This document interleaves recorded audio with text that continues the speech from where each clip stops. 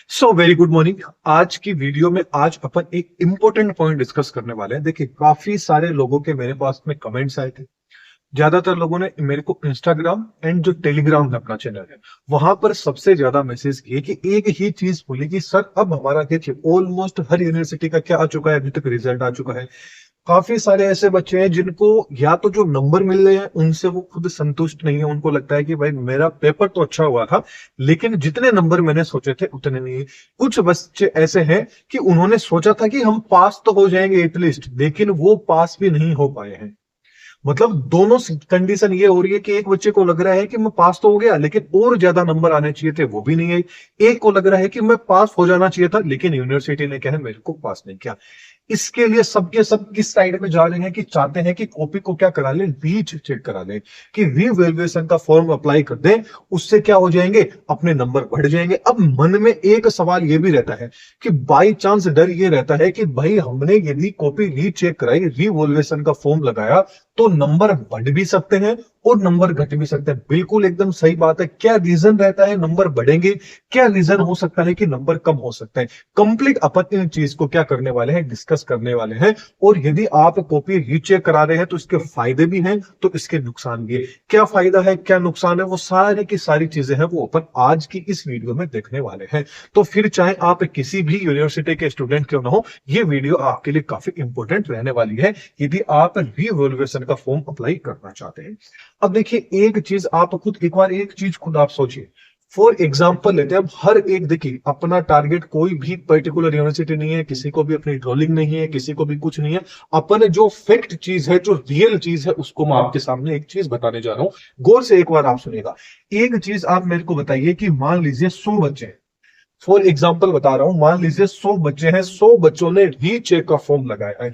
इन 100 बच्चों में से क्या होता है, आपने देखा होगा कि 80 बच्चे होंगे, या बोले तो 80 जो % बच्चे होंगे, उनका क्या हो जाएगा, जो भी ये रीचेक कराएंगे उसके अंदर क्या हो जाएगा, इनके नंबर बढ़ जाएंगे। बाकी के जो 20 बच्चे होंगे, या तो इनके नंबर कम हो जाएंगे, या फिर न तो नंबर बढ़ेंगे न ही नंबर कम होंगे, मतलब न्यूट्रल रहेंगे। तो ऐसा क्या रीजन होता है कि नंबर बढ़ जाते हैं, ऐसा क्या रीजन है कि नंबर क्या है कम हो जाते हैं जब अपन रीचेक कराते हैं। इसके भी कुछ पॉइंट्स हैं, लेकिन एक चीज आपने गौर की होगी। सपोज देखिए, मैंने यहाँ आंकड़ा क्या होता है, 100 में से 80 बच्चों को क्या कर देते हैं, नंबर बढ़ा देते हैं। भाई ऐसा क्या रीजन है, यूनिवर्सिटी से ऐसी क्या गलती, ऐसी कॉपी चेक करते टाइम ऐसी क्या गलती होगी कि भाई जो 80 बच्चे थे, उन 80 बच्चों को डिप्रेशन में डाल दिया कि भाई हमारे जो नंबर है वो नंबर कम कैसे आ गए। लेकिन जैसे ही रिवॉल्यूशन लगा देते हैं, उनके नंबर क्या आ जाते हैं, इंक्रीज हो जाते हैं, मतलब वो खुश हो जाते हैं। अब आप इसके पीछे एक चीज आप देखिए।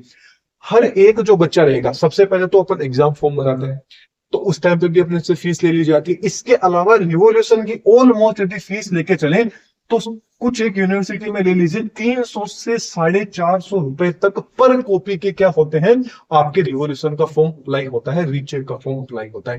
मतलब यदि आपको 3 कॉपी में 2 कॉपी में रीचेक कराने हैं, तो पर कॉपी के आपको, पर सब्जेक्ट के आपको कितने होंगे, 450 रुपए हैं वो आपको देने पड़ेंगे। 450 रुपए देते ही क्या हो गए भाई, आपके नंबर बढ़ाएंगे। तो इसका मतलब क्या होगा, इसका मतलब सीधी सी बात है कि किसी भी तरह से यूनिवर्सिटी को कुछ भी नहीं कह रहे, नहीं कोई ट्रोलिंग है, नहीं कुछ है। जो रियल चीज है, जो आंकड़े हैं वो आंकड़े। मैं ये चीज काफी साल से देख रहा हूँ, काफी बच्चों के कमेंट्स आते हैं, मैं उनको बोल देता हूँ, नॉर्मली बता देता हूँ कि हाँ भाई आप रीचेक करा लीजिए। फिर उनका वापस रिप्लाई भी आता है कि सर रीचेक के अंदर नंबर निकल गए। अब भाई मेरे को एक चीज बताइए, जब रीचेक आपको करवानी है, जब आपको बच्चे को परेशान करना ही है, तो सीधी सी बात है कि आप मतलब 100 में से 80 बच्चों के नंबर अपने आप बढ़ा देते हैं। इसके मतलब यूनिवर्सिटी पहले से ही सोच लेती है, एक टारगेट रहता है कि भाई इस बार यूनिवर्सिटी को क्या चाहिए, फंड चाहिए। फंड चाहिए तो फंड कहां से लेंगे, फंड हम कहां से ले लेंगे भाई, 100 बच्चों से ले लेंगे। ये मैंने एक एग्जाम्पल दिया है 100 बच्चों का।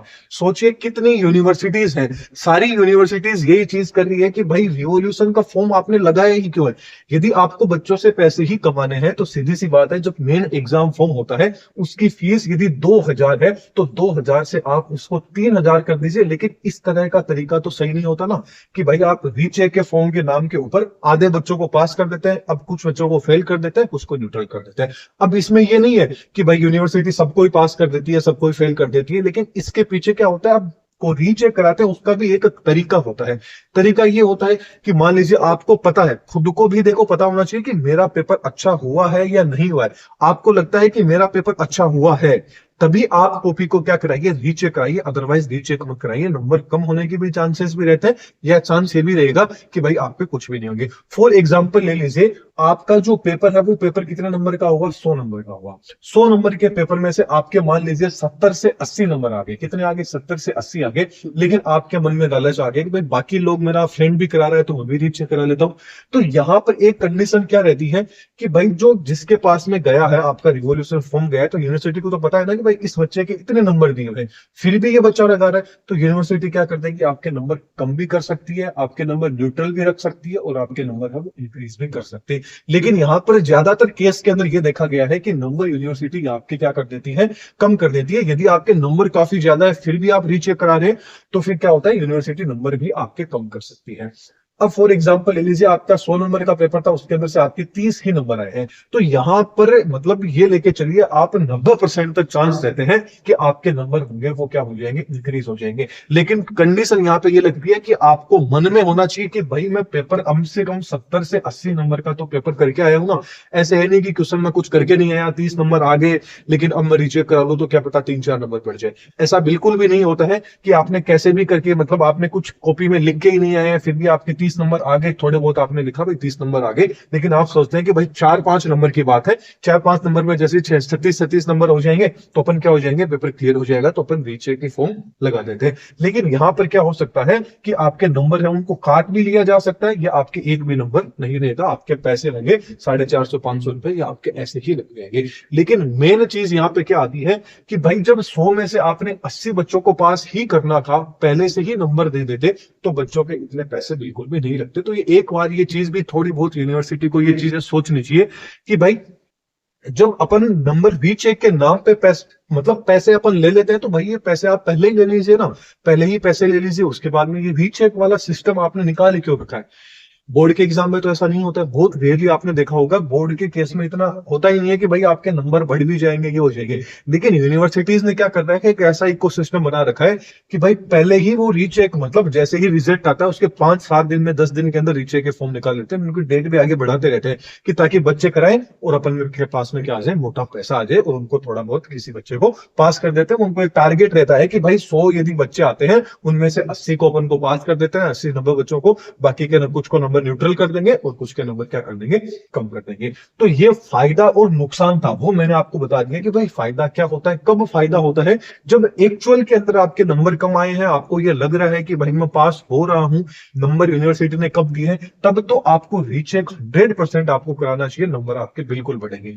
यदि आपको लगता है कि भाई मतलब मेरे नंबर है ही नहीं, मेरे को मन से ही आ रहा है कि नहीं आ रहा है, एक रिस्क ले लेते हैं, क्या पता नंबर बढ़ भी जाए, उस टाइम पे आपको नुकसान भी हो सकता है, जो नंबर आए हैं वो भी आपके कट सकते हैं। तो ये चीज आपको याद रखनी है। जब आप 100% श्योर हो, एक बार रीचेक कराने से पहले जो आपका पेपर हुआ है उस पेपर को भी आपको मिला लेना है कि भाई मैं इतना इतना करके आया हूं, तो कितने कितने नंबर मिल सकते हैं।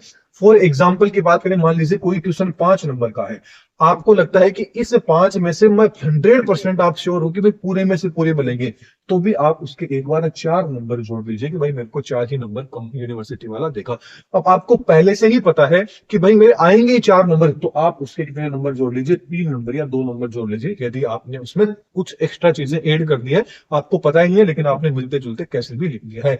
तभी मैं आपको एक चीज बताता हूं, रीचेक आपको करानी ही नहीं पड़ेगी। आप जब आपका एग्जाम होता है उस टाइम के ऊपर जो आप पेपर के अंदर लिख के आते हैं, जो आपके क्वेश्चन आते हैं, आप कुछ क्वेश्चंस को ऐसे ही छोड़ के आ जाते हैं। हर बार मैंने कहा है, चाहे आपको कुछ आए या कोई चीज ना आए, आपको क्वेश्चन है वो बिल्कुल भी नहीं छोड़ के आना है, कुछ भी लिख के आ जाइए, कुछ भी लिख के आ जाइए। इससे अच्छा तो ये है ना, एक तो आप कुछ नहीं लिख के आएंगे तो नंबर तो वैसे ही नहीं मिलने वाले, कुछ लिख के आ जाएंगे तो 1% तो चांस रहेगा ना कि भाई जो यूनिवर्सिटी में जो कॉपी चेक कर रहा है वो आपको नंबर दे दे। ये चीज हो सकती है। बाकी के आप सबको पता है कि अपन इंपोर्टेंट क्वेश्चंस वगैरह भी बनाते हैं, ये सारी की सारी चीजें आपको पता है। अपनी प्ले स्टोर के ऊपर एप्लीकेशन है दानिश ग्रुप ऑफ एजुकेशन, इसी नाम से। इसके ऊपर आपको बीएससी सेमेस्टर से, आपके फर्स्ट सेमेस्टर से लेके 6th सेमेस्टर, हर सेमेस्टर तक के आपको जो आपके नोट्स होंगे धीरे धीरे वो मिलने स्टार्ट हो जाएंगे, वीडियो लेक्चर, एंड इसके अलावा जो आपके इंपोर्टेंट क्वेश्चंस रहते हैं, जो इंपोर्टेंट क्वेश्चंस अपन डिस्कस करते हैं, वही आपके एग्जाम में आपको देखने को मिलते हैं। तो रीचेक कराने की जरूरत ही नहीं पड़ेगी यदि आप अपने जो भी मैं इंपॉर्टेंट क्वेश्चंस बनाता हूं उनको यदि आप देख लेते हैं। तो एक बार आप चाहे इंपॉर्टेंट क्वेश्चंस देखें, आपको नोट्स चाहिए नहीं चाहिए, वीडियो लेक्चर चाहिए नहीं चाहिए, लेकिन एक बार एप्लीकेशन के ऊपर जाइए और एप्लीकेशन को विजिट जरूर करना, आपको सारी की सारी चीजें अपने आप पता चल जाएगी। लिंक है वो मैं आपको नीचे डिस्क्रिप्शन बॉक्स में भी दे दूंगा, या आप डायरेक्ट जाइए और जो आपकी प्ले स्टोर है उसके ऊपर direct Dadi's group of education लिखिए, वहां पर आपको एप्लीकेशन मिल जाएगी, उसको डाउनलोड कर लीजिएगा। और रीचेक कॉपी करवा रहे हैं तो उससे पहले आपको जो जो चीज मैंने जो जो पॉइंट बताए हैं, सबसे पहले आपको अपना पेपर लेना है और उस पेपर का एनालाइज करना है कि एक्चुअल में मेरे नंबर बढ़ रहे हैं नहीं बढ़ रहे, तभी आपको बढ़ना है। और यूनिवर्सिटी को भी एक चीज सोचनी चाहिए कि भाई जब आप रिवॉल्वेशन का फॉर्म अप्लाई करवा रहे हैं फिर आप नंबर बढ़ा दे रहे हैं, तो ये प्रॉब्लम मिस्टेक कहाँ आ रही है। ऐसा तो नहीं है कि जो बीच में कॉपियां चेक वगैरह कर रहे हैं, जो भी सिस्टम है वो आप यूनिवर्सिटी देखें। अपना तो काम था कि भाई जो चीज थी, जो एक्चुअल में जो फैक्ट है वो फैक्ट अपन ने बता दिया कि भाई रीचेक आप करवा रहे हैं उसके बाद में नंबर भी बढ़ा रहे हैं, तो ये चीज थोड़ा सा लॉजिक समझ में नहीं आता है। तो यूनिवर्सिटी को भी इसके ऊपर सोचना चाहिए। आपकी क्या राय है आप कमेंट बॉक्स में बता सकते हैं। Thank you.